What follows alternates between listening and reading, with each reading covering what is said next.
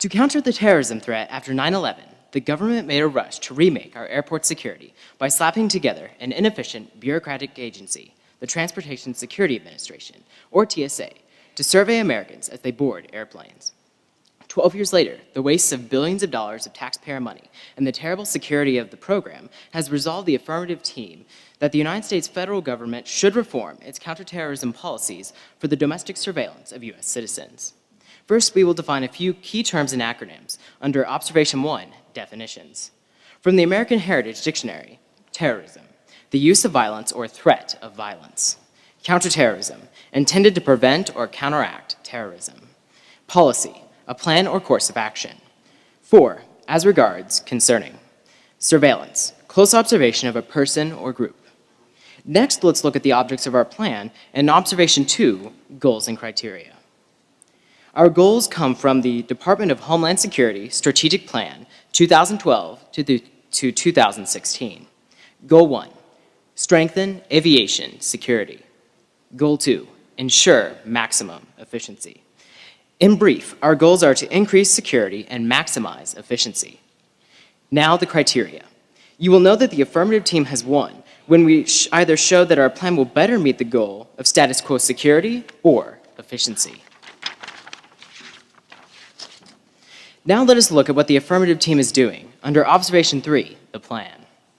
Mandate 1, privatize airport security by amending the Aviation and Transportation Security Act so that the counterterrorism surveillance of citizens in airport security at commercial service airports will not be done by the Transportation Security Administration, but will be delegated to airports and open to contracting by private security firms. Mandate 2, to ensure effective security, under the Aviation and Transportation Security Act, airports will be required to achieve standards established by the Aviation Security Service Association, International, or ASSAI Quality Charter, an international standard used by much of the world to ensure quality airport security. According to a House Committee on Transportation and Infrastructure report in 2011, participation in the ASSAI Quality Charter demonstrates a commitment to meet standards that exceed even what the government requires. Our plan will be implemented over a period of 3 years. Agency, Congress, the President, Department of Homeland Security, and the Federal Aviation Administration. Enforcement, normal means. Funding, funding. Eliminating the TSA will save a little more than $7.5 billion. According to the House Committee on Transportation and Infrastructure, approximately 58%, or $4 billion, of that will be needed by airports to purchase private security. The total taxpayer savings of our plan will then amount to $3 billion, according to the Cato Institute. This will take place through normal means. The affirmative team reserves the right to expand and clarify on this plan as necessary. So now let us look at Observation 4, the advantages. Advantage 1, stronger airport security. The unique, the part of the comparative advantage case structure where inherency is found. A unique shows what aspect of the current system is halting progress. In this case, it is the status quo. From the Cato Institute, November 2013, Privatizing the TSA by Chris Edwards, states, a House report described the TSA as an enormous, inflexible, and distracted bureaucracy that has lost its focus on transportation security. The article continues on to say that when the TSA makes mistakes, it imposes them on the entire aviation system. The SPOT program, screening passengers by observation techniques, is an example. TSA installed SPOT without first studying in detail whether or not it worked. The impact of this is that the status quo has huge security gaps. From Privatize the TSA, Make Americans Safer by Letting Airports Handle Security, Doug Bando of the Cato Institute, January 2014, states there were 25,000 security breaches at U.S. airports during TSA's first decade in operation. Despite the agency's huge spending and all of the inconveniences imposed on passengers. In tests, the agency failed to catch as much as 3/4 of fake explosives. Solvency, which is the benefit of the affirmative team's plan, is a privatized screening system has better security. From privatizing the TSA, previously cited, Europe's airports moved to private contracting during the 1980s and 1990s after numerous hijackings and terrorist threats, and has worked very well. From the Associated Press report, Private Airport Screeners Better, April 2005, citing the chairman of the House Aviation Subcommittee, stated the Government Accountability Office found statistically significant evidence that passenger screeners who worked at private airports performed better than their federal counterparts. Advantage 2, more efficient security. The unique is that the TSA isn't efficient. From privatizing the TSA, previously cited, former RAND Corporation James Thompson noted in 2007 that the Department of Homeland Security implements most of its programs with little or no evaluation of their performance. There are two impacts. The first impact is that there is an enormous waste of money. From the House Committee on Transportation and Infrastructure, TSA ignores most cost-effective screening model, June 2011, states the TSA has hired 137,000 staff since the agency's creation and spent more than $2 billion on recruiting and training costs due to high attrition. Impact 2, there is a huge waste of time in the status quo. From Airport Security, Time for a New Model, January 2006, by Robert W. Poole of the Transportation Studies at the Reason Foundation, states that using TSA data from 2004 to 2005, USA Today found at the 15 busiest airports, although average waits were seldom more than 5 minutes, the maximum wait could be as long as 133 minutes. This kind of extreme variability forces passengers to arrive at the airport far earlier than is usually necessary, wasting a huge amount of people's time. Solvency. A privatization increases efficiency. There are two impacts. Impact 1, money is more efficiently spent. From policy analysis by the Cato Institute, David Rickers, September 2011, he states the clearest way to reduce spending on airport screening is to reprivatize airport security. That would save $3 billion. Impact 2, Americans' valuable time is saved. From delayed U.S. aviation infrastructure policy at crossroads, the Brookings Institute by Stephen Morrison and Clifford Winston, May 2008, states the key to reducing delays efficiently is to rid the system of its major inefficiencies. We believe that this can only be accomplished by privatizing the nation's aviation infrastructure. The Reason Foundation article continues on to say that regular lane time under the new privatization model would be cut from 19.5 minutes to 12.1 minutes. Ending the inefficient bureaucracy of the TSA by privatizing airport security would make our airports more secure and more efficient. Thank you, and I'm open for cross-examination and clarification.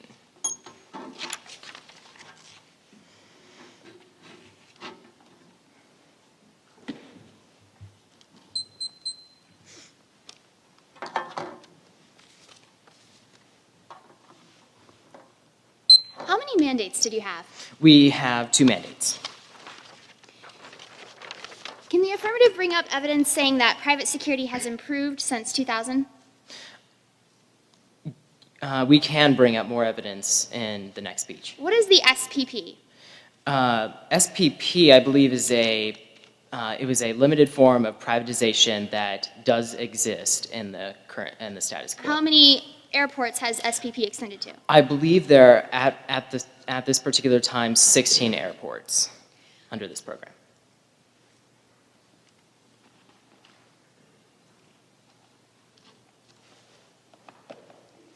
Did the evidence underfunding mention TSA, excuse me, I have to ask a different question. Did you have competitive bidding in your mandates? Yes, under Mandate 1, we are privatizing airport security, This security will be delegated to airports and open to contracting by private security firms. Does this mean that it will go to the lowest bidder? In this particular system, what will happen is most companies, or all companies, want maximum quality at the lowest price, so that's what they'll be looking for. When was the TSA created? I believe it was created after 9/11. What did airports have for security before the TSA was created? They had privatization, a form of privatization. Did 9/11 occur under a privatized system? It did, but that does not... Thank you.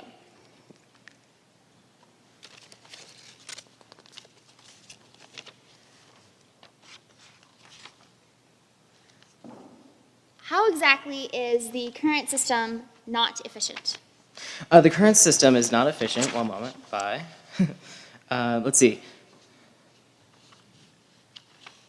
The high attrition costs, which are basically TSA employee misbehavior and let's see. Sorry, I have another question. Sure. Will the TSA be in an oversight role?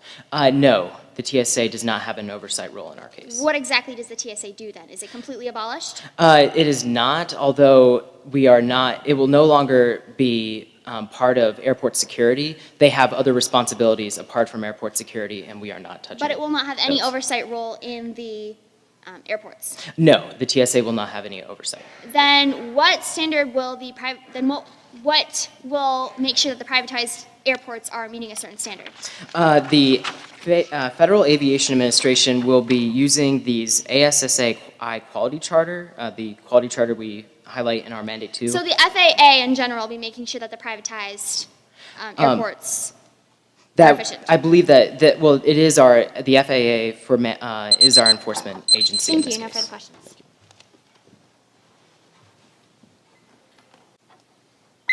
Private screening at airports could undermine not just public confidence in the aviation security system, but in aviation security itself.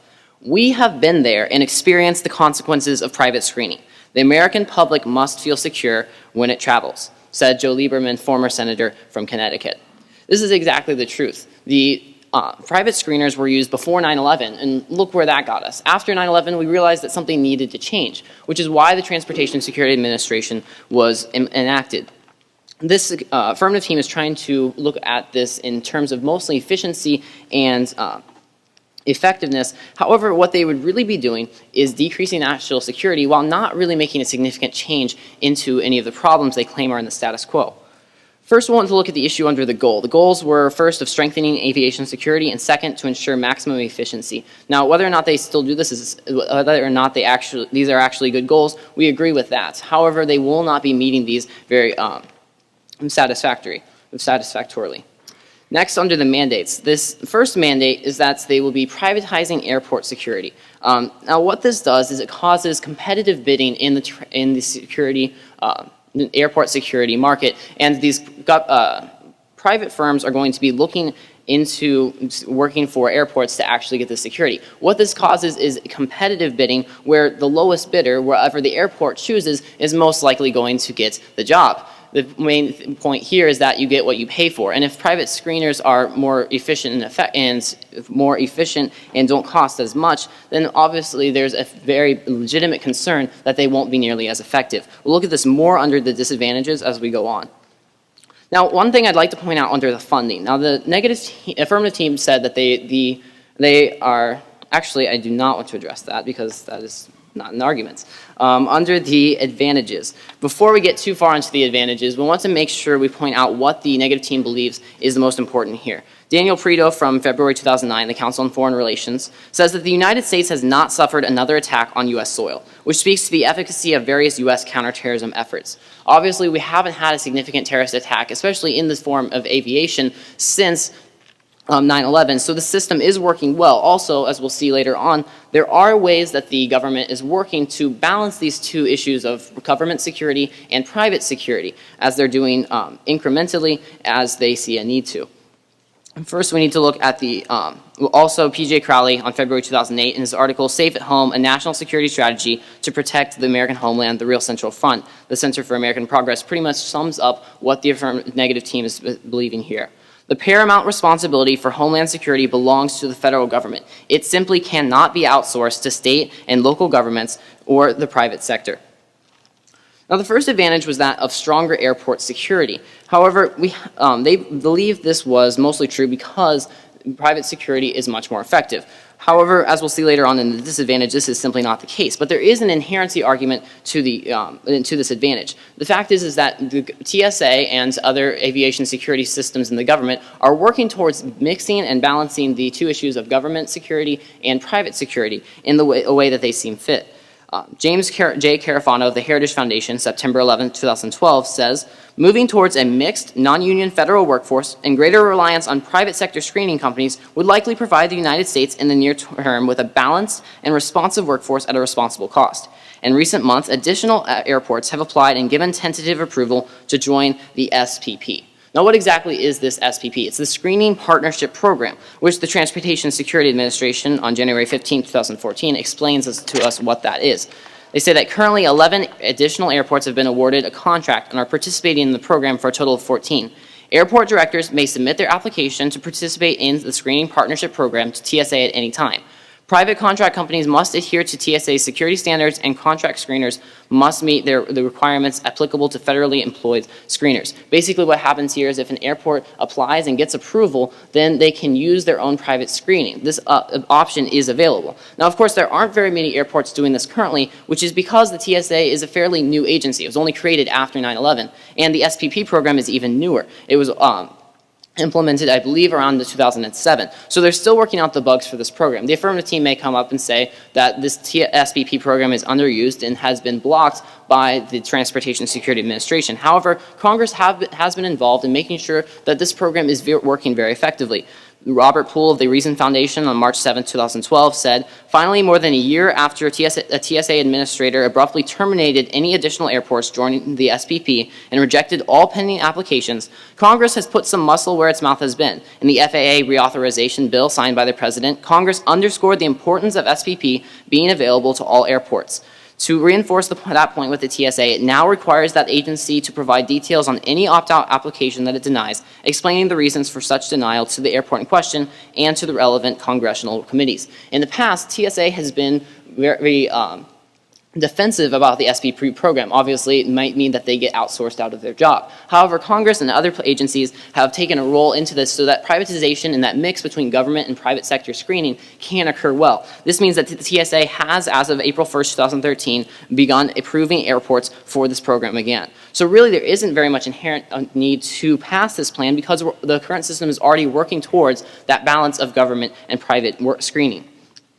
Now, second under this point was the fact of, actually we'll move down to the second advantage, which was more efficient security. Now, the unique point under here was that government security is simply inefficient.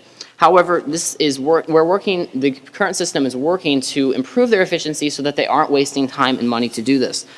P.J. Crowley and Lindsay Ross of the Center for American Progress, April 2nd, 2009, tells us about the pre-check program, which is a program where the TSA can let people apply to get screened or waived past the screening process and not have to go through lengthy lines, especially if they've proven with background checks that they aren't a suspected terrorist. That is a way that they're improving security.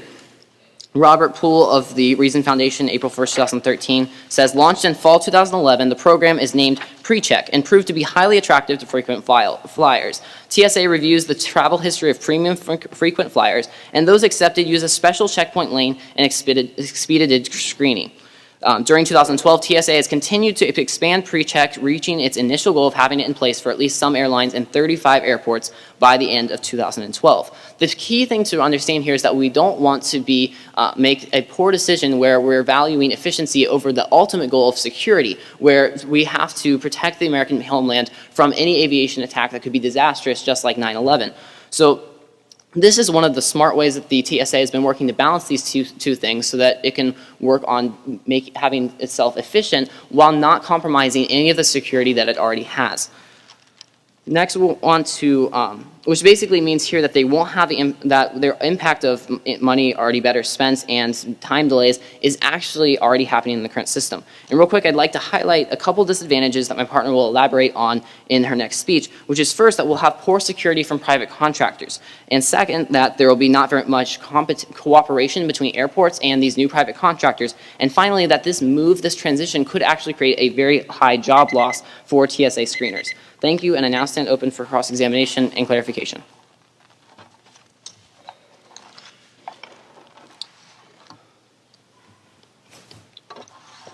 Thanks.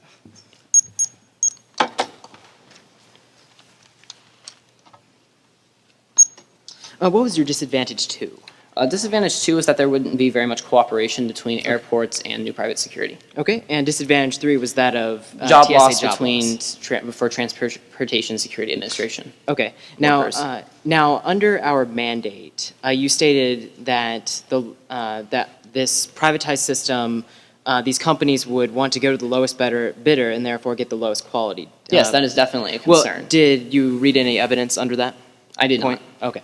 And under advantage one, was your I noticed you read evidence stating that there have been no attacks since 9/11 due to various security measures. Now, Yes. aren't those other security measures more than just the TSA? Of course, Did all of this goes into protecting the American homeland, but the TSA is definitely part of that. Did your evidence specifically mention that the TSA has been since that point? Well, I think taking the an bottom active line role? here is that under private contractors, 9/11 happened, and Can you since answer the my TSA, question? Did your evidence specifically mention that the TSA has a role in counterterrorism? It did not. I believe we can bring that up Like later it's on. effective? Okay. Thank you. And your inherency point was basically that of the SPP Yes. airport program, correct? Okay.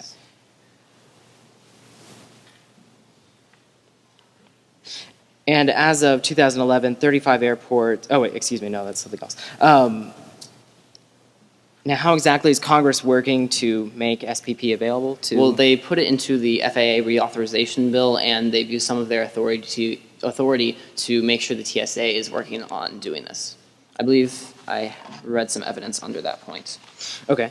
And for Advantage 2, you stated that under the unique, you have the TSA pre-check argument, is that correct? Yes. And can you give do you have any more recent evidence stating what the number of airports that have pre-check is up to this point, 2014? I believe the latest number I have is at the end of 2012, there were 35 airports. Oh, okay, 35 airports, okay.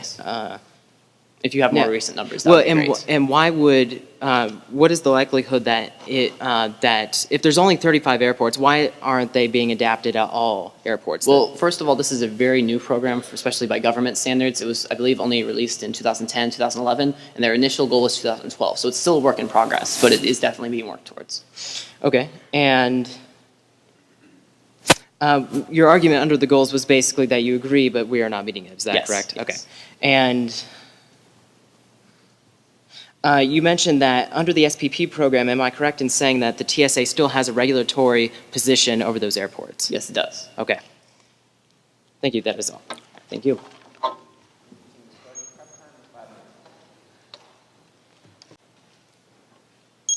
When we were scared about 9/11, we spent millions of dollars on body armor for dogs in Ohio, and we federalized airport security. All that overreaction comes from fear and government, a bad combination. That is from journalist John Stossel. And today the affirmative team is going to try to repair the overreaction that came after 9/11 with the creation of the TSA, which actually has worsened our airport security while wasting us billions of dollars and lots of time, too. First, under the goals. The negative team accepted our goals, so the weighing mechanism for the round will be whether we can improve the status quo by, number one, strengthening airport security, or number two, improving its efficiency. Our criteria was whether we could better meet one of those goals without worsening the other, and thus improving the status quo. Next, under the plan, I'd like to clarify some things under our plan. Our first mandate is that the TSA is not going to be in charge of airport security at all, nor is it going to be regulating it. Instead, airports will be in charge of contracting their own private security, and they will contract an expert private security firm to do it for a certain amount of time. It's definitely not going to the lowest bidder. Airports can decide which contract they're going to require under both price and quality. So it's not just going to the lowest bidder, to clarify that. I want to give you 3 reasons right now why private security is better than the TSA run. Number 1 is competition. From privatizing the Transport Security Administration, could have said the words of the Cato Institute, November 2013. Aviation security firms have developed a great deal of expertise over the decades. Unlike government bureaucracies, they improve their performance over time, particularly in a competitive contracting environment. Bad private screeners just don't exist because they've all gone out of business. Competition is one thing that makes private inherently better than a monopoly like the TSA. Next reason is decentralized control. From the same article, TSA has demonstrated many of the failings typical of large monopoly federal bureaucracies. It imposes one-size-fits-all solutions on the whole country. Local control over the workforce decisions makes more sense than the current centralized system. What works at some small airports doesn't always work at huge airports. So having local control over the airport is going to make for better security than a one-size-fits-all solution. Finally, the third point is that the private sector actually tests and analyzes their programs before they implement them. From the previously cited article, Rand Corporation President James Thompson noted in 2007 that the Department of Homeland Security implements most of its programs with little or no evaluation of their performance. Basically, it makes America one big guinea pig for testing its programs, which is not a good idea. Rather, the private security firms are international and have tested their techniques over lots of airports until they narrow it down to only have the best ones.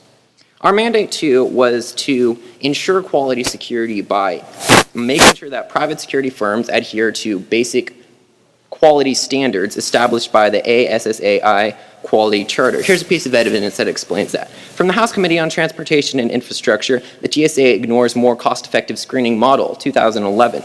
In order to maintain a common standard of safety, international security companies form the Aviation Security Service Association International, or the ASSAI Quality Charter, that guarantees a high level of performance and service. Participation in the charter demonstrates a commitment to meet standards that exceed even what the government requires. So that's our second mandate there. Our funding is that we're going to be saving $7.5 billion by eliminating the TSA.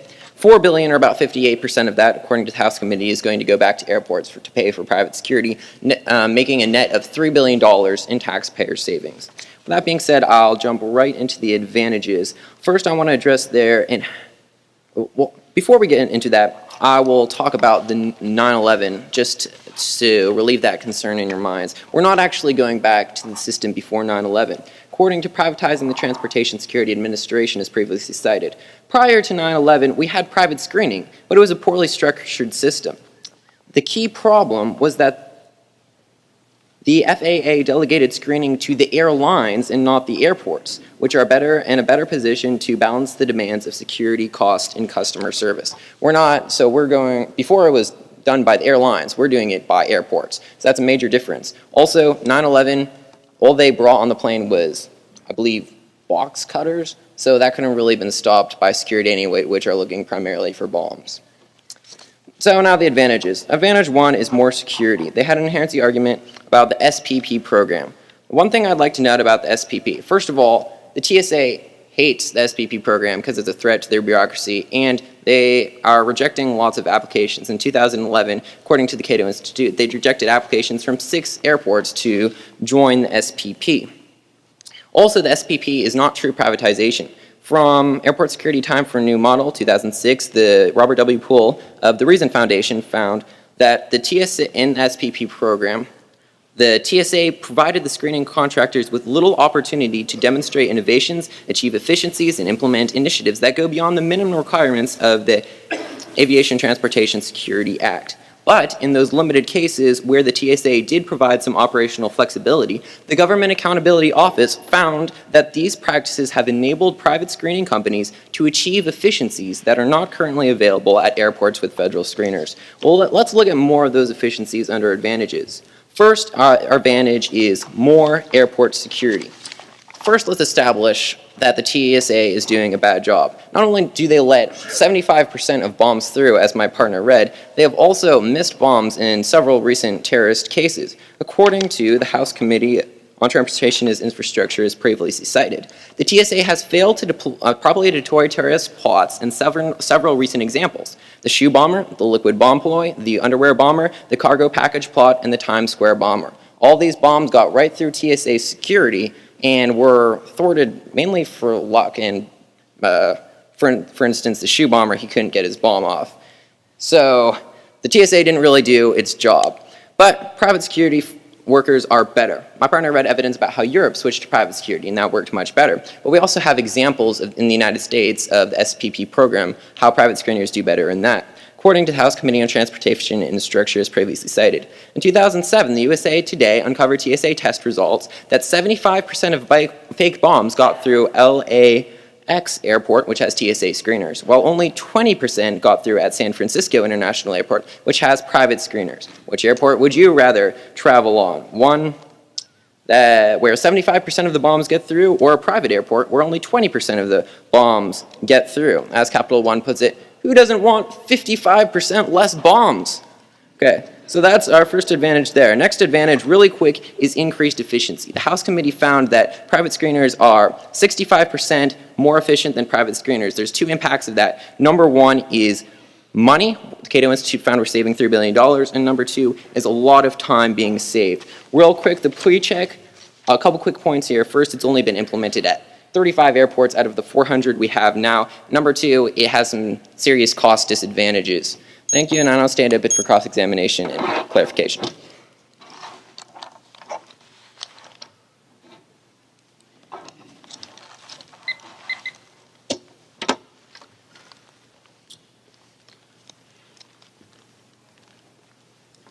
Good evening. Good evening. Now, under the evidence that you read about the SPP and that the TSA hates it, rejects applications, what was the date for that article? That was from Privatizing the Transportation Administration, November 19th, 2013, which was very recent. Okay, and now, when was the SPP created? When was this program implemented? It was begun actually right at the same time the TSA took over. They let 5 airports do private screening, so that would be 2001. Okay. And is it true that for a long time the TSA was opposed to this, correct? They're still opposed to it, actually, Okay, as and of November 2013. could other agencies maybe put more control on the TSA so that they're more open to this program? I guess. Okay, that would be a possibility. That would be a possibility. All right, and is the, well, actually, let's go down to the pre-check issue. What are the kind of cost disadvantages to this pre-check? It costs $85 to get in it. Compared to what? Under a private system, you get faster going through security without having to pay a lot of money. And the private screening, though, is faster, but it doesn't have background checks and types of other safeguards? Now, everyone gets through faster, so it's a win-win situation for everyone. Now, when was the pre-check program implemented? I believe you said it was 2010? All right. Well, actually, let's go on from that. When you move the TSA from, I'm sorry, when you move screening from TSA to private, what will happen to all of the TSA screeners? They will have to find a new job. So they'll just lose their jobs right away. Yes, but we're also going to be hiring a lot of new people with private security firms. They're going to be creating a lot of jobs too. Could this also create a type of bubble in the private screener market where it becomes cost efficient for a while, but then the price increases? Did you rephrase the question? I'm not quite sure what you mean. Will you be creating a surplus in the amounts of people needed for private screening? We're going to need probably some workers to work at private screening. Right, and this would maybe create an influx in the amount of people hired by private screening? Yes, but would it also create an influx in the amounts of private screening companies who exist and who create economic benefits, all of that? Actually, there are lots of private security firms who are capable of taking over an airport right now. We have evidence for that. And you believe that those are enough to take care of all of the airports right now? Yes. Do you have evidence for that point? Yes, I have evidence. Would you like me to read it now? Just briefly paraphrase it, please. Okay. Here's one that says the TSA approved number of companies as qualified vendors comes up to 34 private security companies. Also, you take into account the international companies. Okay, I think that's a good point. Yeah. Now, real quick question. Do you think airports would be opposed to this program? No. Okay, thank you. No further questions.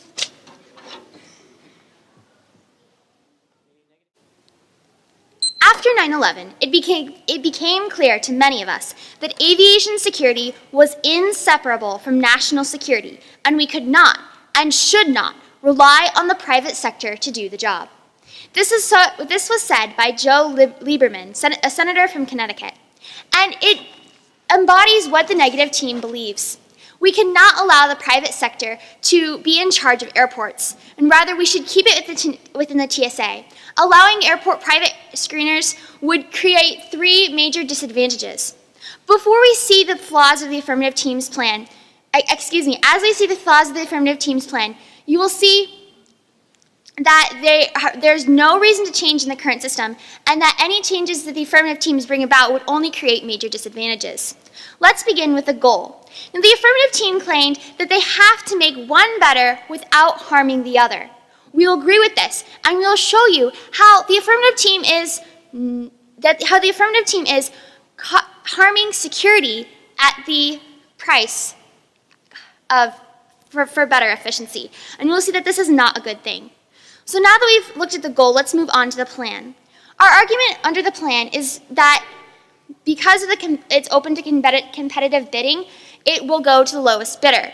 Now, the lowest cost usually equals the lowest efficiency. You get what you pay for. The affirmative team claimed in their last speech that the airports will be able to choose. And yes, we agree. The airports will choose the lowest bidder because it costs the least money.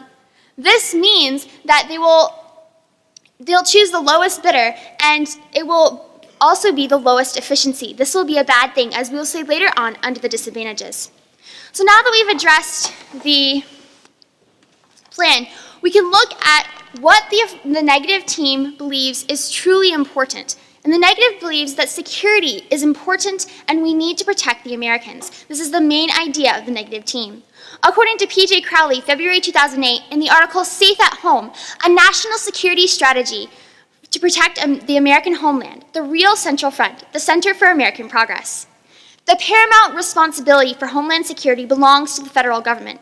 It simply cannot be outsourced to state and local governments or the private sector. Security is an important issue, and it cannot be given to the private sector. This would create major disadvantages, and it should not be done. Rather, the security should stay with the TSA. Now, let's look at the affirmative team's advantages. The main problem with their advantages is that under the current system, there is simply no significant reason to change. Under their first advantage of security, our argument is that under the current system, the SPP program is already working. The affirmative team has claimed that the TSA is blocking the SPP and it doesn't want it to continue. However, the affirmative team's evidence was slightly outdated and not up to date with the current system. According to U.S. Airport Security by Robert Poole, the Reason Foundation, April 1st, 2013. But in January 2011, the new TSA administrator rejected all pending applications for screening partnership program and announced that no more airports could participate. In response, the Senate adopted an amendment to its pending FAA reauthorization bill to require the TSA to accept applications and process them expeditiously, giving Congress the reason for any rejections. When the FAA bill was finally enacted in February 2012, it included these provisions, and the TSA announced it would resume accepting applications. By fall 2012, TSA had approved preliminary applications for a number of airports in Montana and California. So we can see from this evidence that although the TSA was originally opposed to the program, it is no longer opposed to it because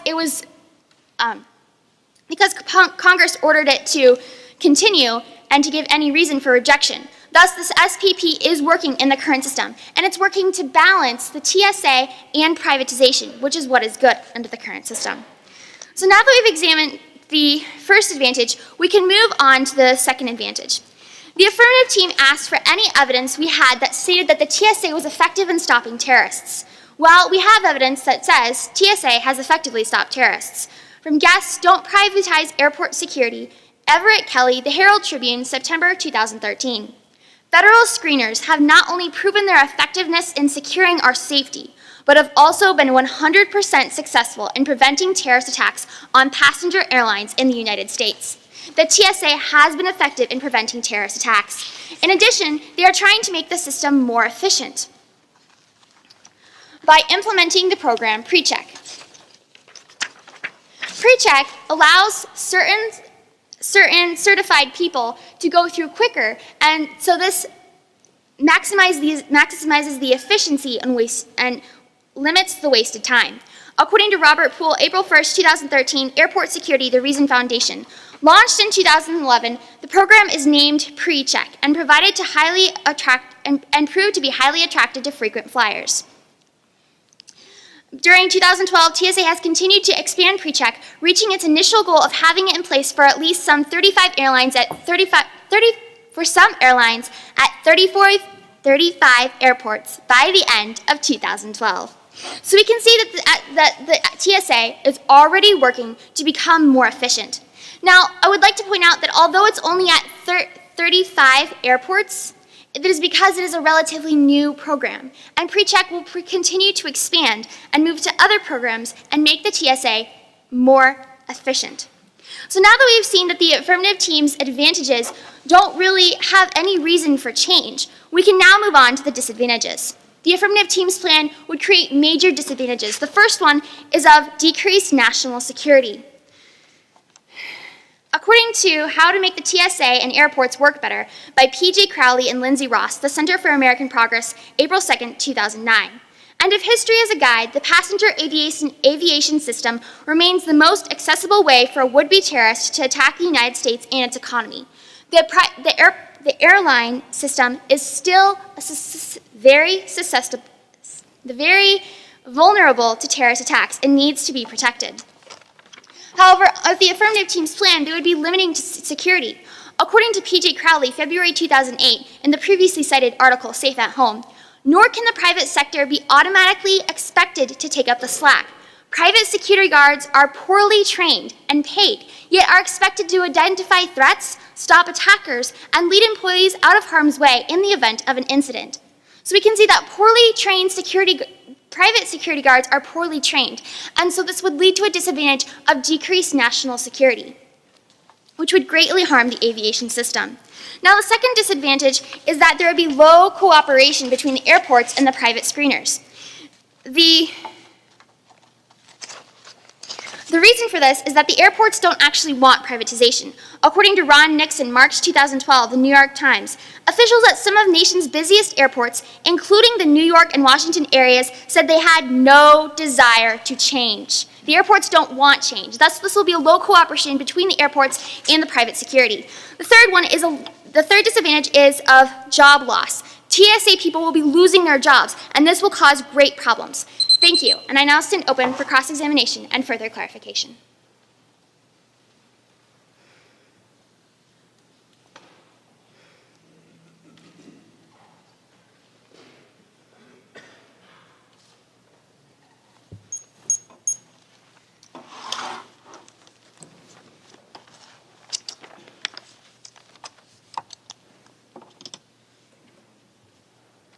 Good evening.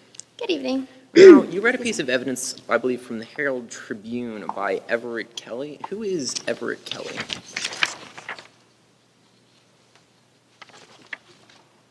Excuse me, I have to find the piece of evidence first.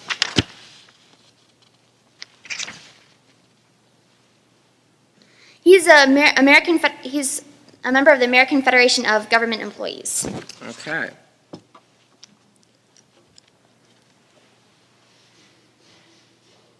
Now, you mentioned under our goals that we would be sacrificing security while gaining efficiency. Did you concede efficiency to us? No, under that? well, attempting to gain efficiency. Okay, thank you for clarifying that. You also mentioned a piece of evidence under your first disadvantage about private security guards being poorly trained. Was that referring to airport screening people or just private security guards in general? I'm not exactly sure. The evidence did not specifically say airports, but I'm sure I don't know. Okay, thank you.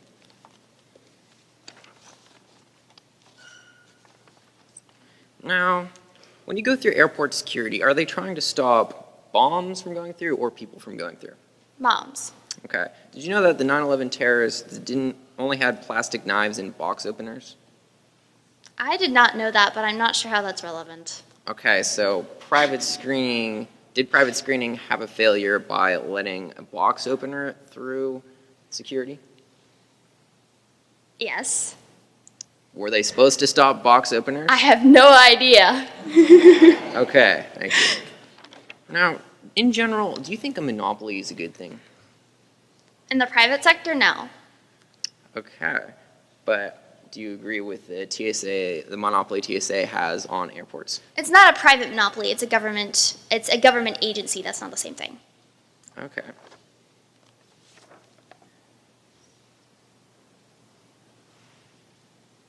Finally, job loss. You mentioned that we would be losing jobs, but aren't private security firms going to have to create jobs as they cover all these new airports?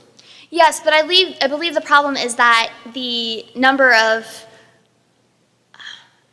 in some way you are going to be causing job loss, and though private security companies may be hiring more, those TSA people will still be losing their jobs. My partner can talk more about this in his next speech. Okay, thank you. That would be very helpful.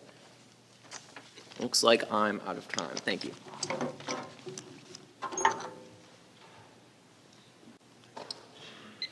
The affirmative team is trying to tell us that what has worked in the past, what has worked for the last decade to stop any terrorist attacks when we fly on airplanes, hasn't worked, and that it could be improved upon. However, we can see that the current system is working to be innovation. To be innovative. The Transportation Security Administration is working on a pretty sensitive subject. Whatever they do is going to have repercussions throughout the entire country. So when they make changes, it might be a little bit slow. But the important thing here is that the government is working on making effective changes to mix the balance between private screeners in the most effective way they can be and government screeners who have been proven to be effective through past history.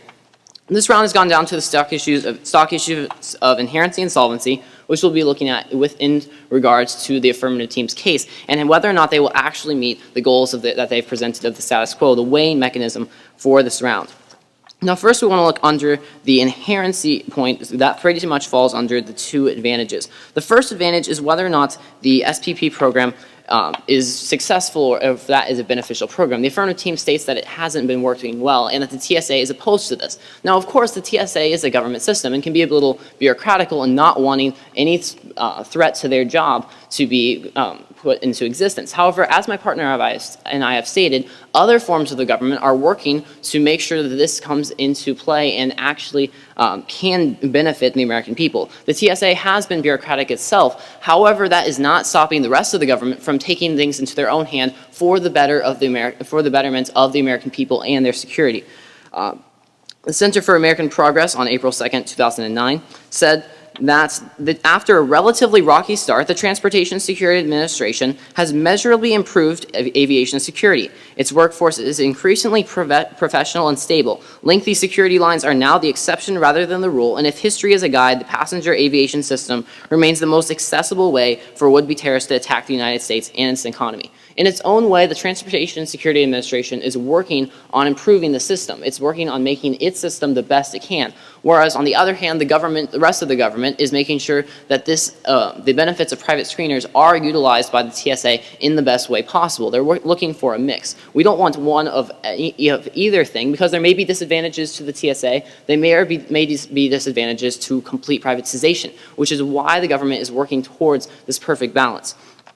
Next issue is that under Advantage 2, as this evidence I just read said that lengthy security lines are now the exception rather than the rule. Though, as my partner and I have mentioned, there are several programs that have made screening more efficient. The Council on Foreign Relations, September 7th, 2006, looks at some of the predecessors to the current system of PreCheck. It says that they allow frequent flyers to volunteer background information and biometric identifiers, such as fingerprints, in order to facilitate their security screening. Obviously, if you aren't a suspected terrorist and can prove yourself so, you can go through the system better, more quickly. However, if someone is a suspected terrorist, we don't want someone doing a quick job on them. Of course, for the betterment of the complete American people, we need a balance here. We don't want one quick system or one slow system. It's something that looks at both needs and makes sure that it can be do effectively. It wants to balance the precautions that we take with some efficiency, which is exactly what the current system is currently doing. Now, next we have the issue of solvency. As we've just mentioned, under inherency, there isn't really any reason to change, and the advantages won't be solving for anything in any significant way that is improved from the current system. But the most important thing under here is the three disadvantages that we've presented. The first one is that of decreased national security. As this potential exists of decreased national security. There's a potential for abuse. As the affirmative team has said, there will be competitive bidding, but when we take an inherently government function and move it over to private hands, to the private sector, there is a potential for a mistake. The TSA has done a good job so far in making sure that the system is effective in stopping terrorist attacks. The American Enterprise Institute on November 23, 2010 says the men and women of the TSA play a necessary role in stopping terrorists from succeeding. Now, even if there is something of a problem under the Transportation Security Administration and the way that they are doing security, shifting the security to the other private sector won't actually solve anything. The affirmative team has cited the Cato Institute, and the Cato Institute itself on January 10th, 2014 said shifting security to private operators would not eliminate problems. So here we're going to have decreased national security from a competitive marketplace. The second disadvantage is that we would have airport screeners wouldn't cooperate. Obviously, they don't want this change, and they're not going to be in favor of it. The last disadvantage is that, as the affirmative speaker in cross-examination said, there already are enough private companies to take over this job. TSA screeners are going to be outsourced and not lose their own jobs. Thank you, and I urge for a negative ballot. Why assume government workers are what we need to make us safe? Do you think security would have been better on September 11th if government screeners had been on the job? If you think government employees do things better, visit your local Department of Motor Vehicles. Said investigative journalist John Stossel from his book, Give Me a Break. Now, this is the stance of the affirmative team that the TSA is currently inefficient and in many ways, money, time, and security, or lacks security, and needs to have the affirmative team's plan be adopted. So first, let me remind you of the goals and criteria of the affirmative team's case, which is that of strengthen aviation security and ensure maximum efficiency. And our criteria is that when we show either that we will improve security or efficiency, that's when you know you should vote for the affirmative team. So let's just go right into the remaining stock issues of this round, which are the inherency and solvency points. And under inherency, we have the point of the SPP program, which, the SPP program, I'd like to just remind you of the dates of evidence. The date of the evidence that the negative team brought up was from April 2013, and the affirmative team's evidence where we were citing that the TSA still doesn't want to adapt more airports to the SPP program is from November of 2013. So our evidence is more recent than the negative team's evidence as far as this SPP program point goes. So the TSA is still rejecting these applications unnecessarily, and that is why we need the affirmative team's plan. So, and also, only as far as the TSA working towards bettering themselves, only 16 airports have joined the SPP program at this point. So with the affirmative team's plan, we will privatize all commercial service airports, and that will increase the security and increase efficiency of airport screeners. Now for TSA PreCheck, still under inherency, the argument here, let's see, is only 35 airports have used the PreCheck program since 2012, and according to the negative teams, because of it's because of it being a new program. Now, note that since 2012, it's been 2 years. It's already 2014, and we don't know if there's more TSA PreChecks parts to airports or not. And also, when a question of the negative team would be, when can we expect to see more of these airports get TSA PreCheck? So also, now if we move on to solvency, where the meat is, disadvantage 1, 2, and 3 are under this point, along with the advantages. Our first advantage was to increase security, and advantage 2 was to increase the efficiency in terms of time and money of the system. Under disadvantage 1, that is a decrease of national security, but I'd like to read a piece of evidence from,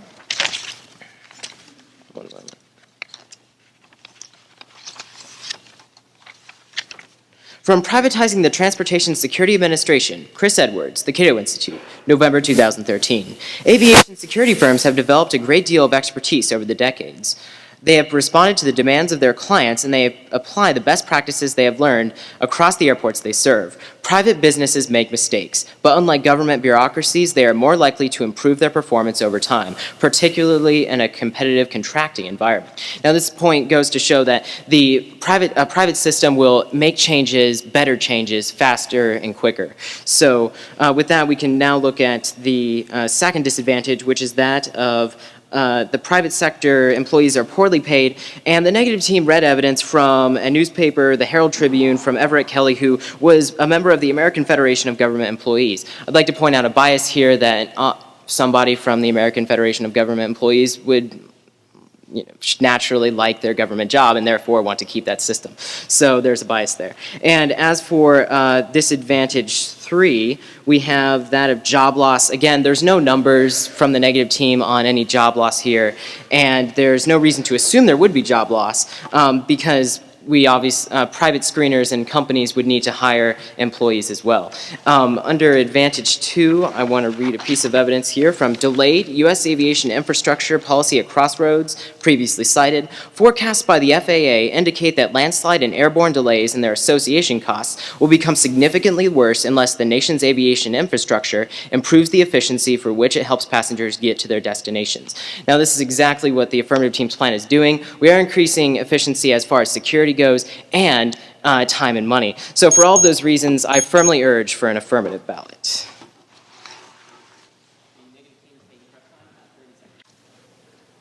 The affirmative team's goals are to strengthen the aviation security and maximize efficiency. However, the affirmative team will not be doing either because we already have efficiency under the current system and because of the major disadvantages that the affirmative team's plan will bring about. Let's begin with the stock issue of inherency. The first issue under the stock issue of inherency falls under the first advantage, and it talks about the SPP program.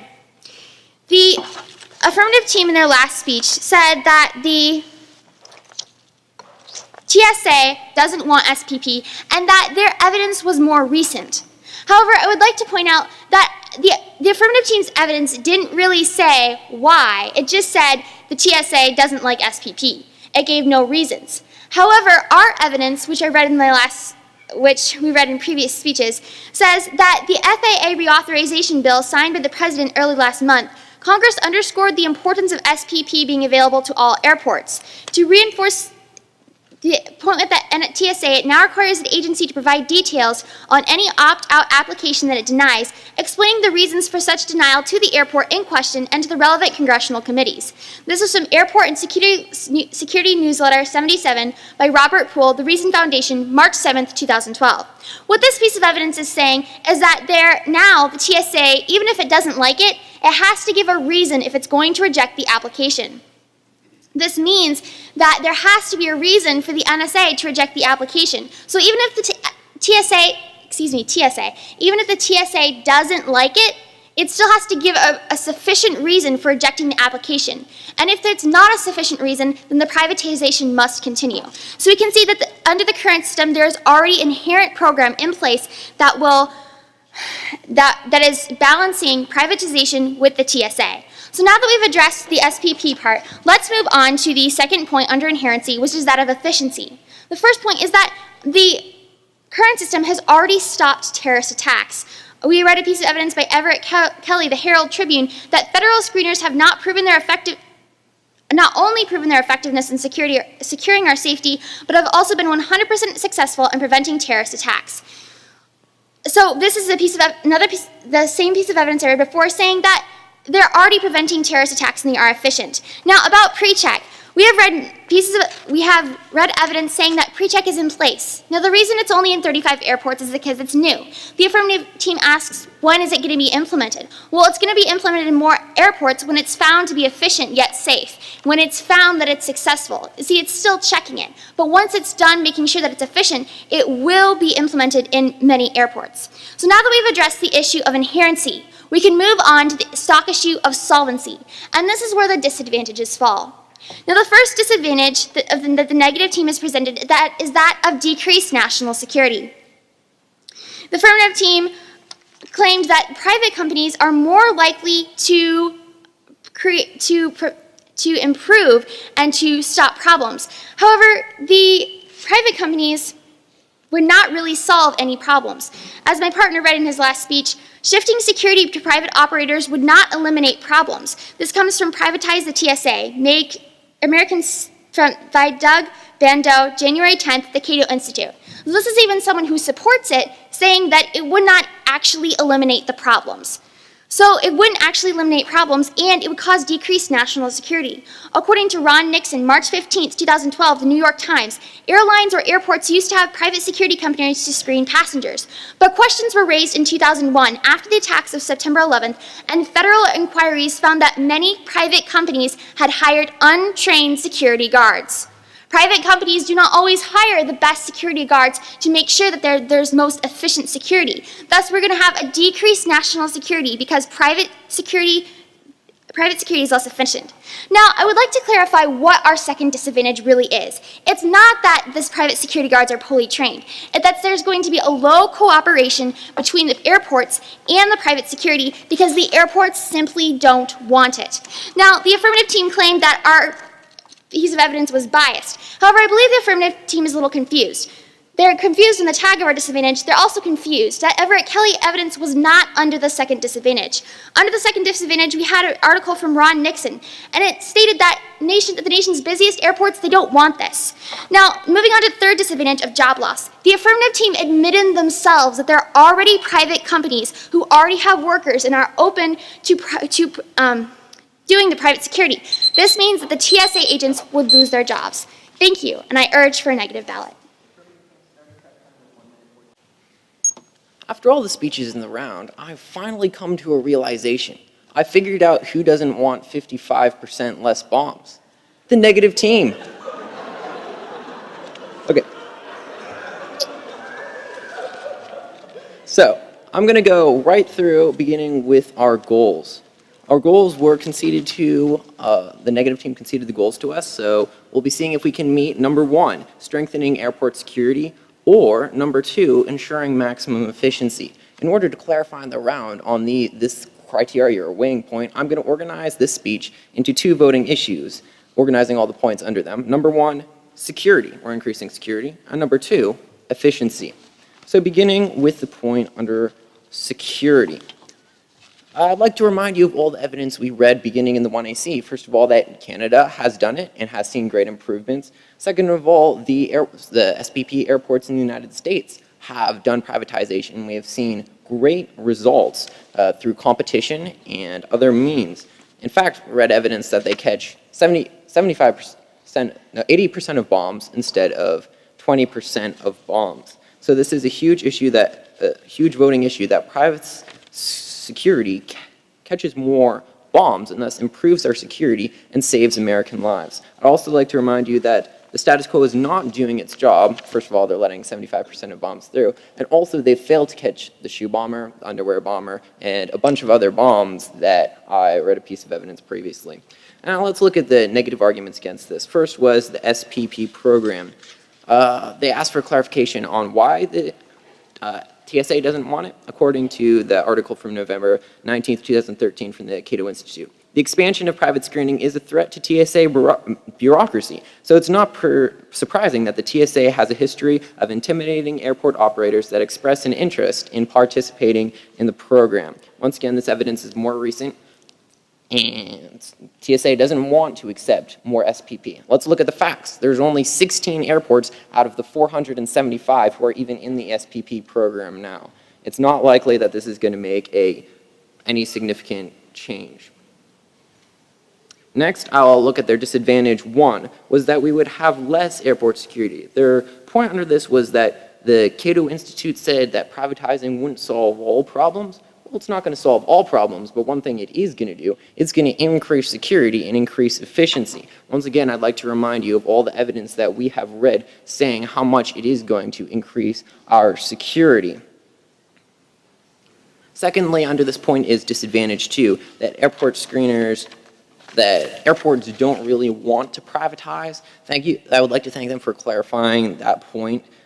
But actually, screeners do want to privatize. From Gatekeepers Under Scrutiny, Susan Stellan, the New York Times, 2012. I think just every airport director in the country would agree with me. We would rather be in charge of security, said TJ Orr, Director of Aviation Security for Charlotte Douglas International Airport. So they do want airport security, and cooperation isn't really going to be a major problem. They haven't shown why it's going to have any serious effect on security. So let's go into the second voting issue of efficiency, I'd like to remind you of the evidence we read in our very first affirmative speech that said that, from the Reason Foundation, saying that private security would cause the average wait time to go from about 20 minutes down to 10 minutes. Now, that's your time being saved. Not only that, also it saves money. The negative team went uncontested that our program is going to save $3 billion. $3 billion is a huge, significant benefit. This is your taxpayer money that's now going to boost the economy and create significant benefits in our nation instead of being wasted on airport security that doesn't work. Their point under this was pre-check. Now, some things under pre-check. First of all, it hasn't been implemented yet. It's only been implemented at 35 airports out of the 400. And number two, it's only for specific people. If you want to give them your fingerprint, other biometrics, and $85, then you can get into pre-check, but they never even mentioned how much more efficient pre-check is or what it even does. The quantifiable facts of efficiency is that private security does it better, and that's our second voting issue. Now, finally, their disadvantage 3 of job loss. This doesn't really have a bearing on either efficiency or security, so it doesn't matter towards our goals. And also, they brought up no numbers on any actual job loss. So for the stock issues of inherency and solvency, I urge for an affirmative ballot. Thank you.